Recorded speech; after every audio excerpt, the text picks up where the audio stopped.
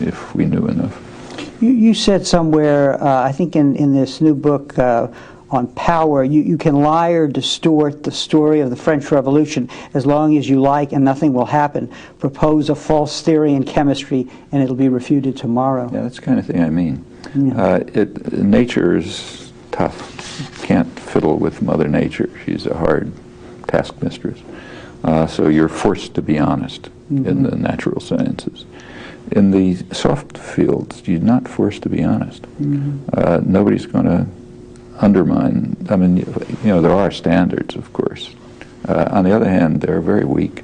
And if what you propose is ideologically acceptable, that is supportive of power systems, you can get away with a huge amount. In fact, the difference between the conditions that are imposed on dissident opinion and on mainstream opinion are radically different. I mean, I'll give you concrete examples if you like. Yeah, do. Okay, so for example, if I write about terrorism, say I've written about terrorism, and I think you can show without much difficulty that terrorism pretty much corresponds to power. I don't think that's very surprising. But the more powerful states are involved in more terrorism by and large, and the United States is the most powerful, so it's involved in massive terrorism by its own definition of terrorism. Well, if I want to establish that, I'm required to give a huge amount of evidence, and I think that's a good thing. I don't object to that. I think anyone who makes that claim should be held to very high standards. So extensive documentation from the internal secret record, from the historical record, and so on. And if you ever find a comma misplaced, somebody ought to criticize you for it. So I think those standards are fine. All right, now let's suppose that you play the mainstream game. So, for example, Yale University Press just came out with a volume called The Age of Terror.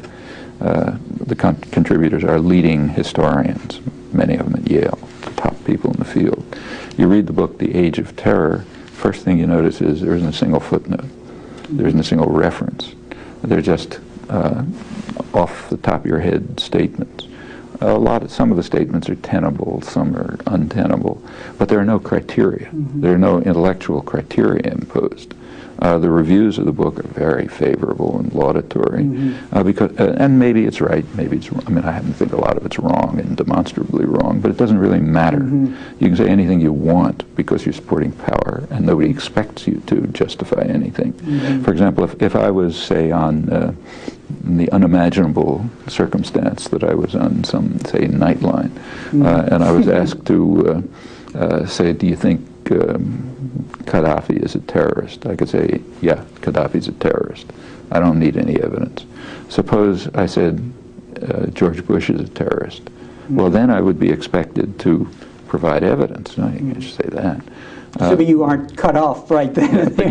See, and in fact, the structure of the news production system is you can't produce evidence. In fact, there's even a name for it.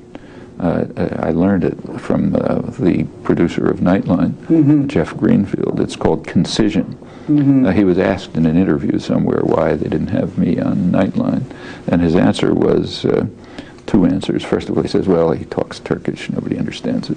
But the other answer was he lacks concision, which is correct. I agree with him. The kinds of things that I would say on Nightline you can't say in one sentence because they depart from standard religion. If you want to repeat the religion, you can get away with it between two commercials. If you want to say something that questions the religion, you're expected to give evidence, and that you can't do with between two commercials. So therefore you lack concision, so therefore you can't talk. Actually, that's a terrific technique of propaganda. To impose concision is a way of virtually guaranteeing that the party line gets repeated over and over again and that nothing else is heard.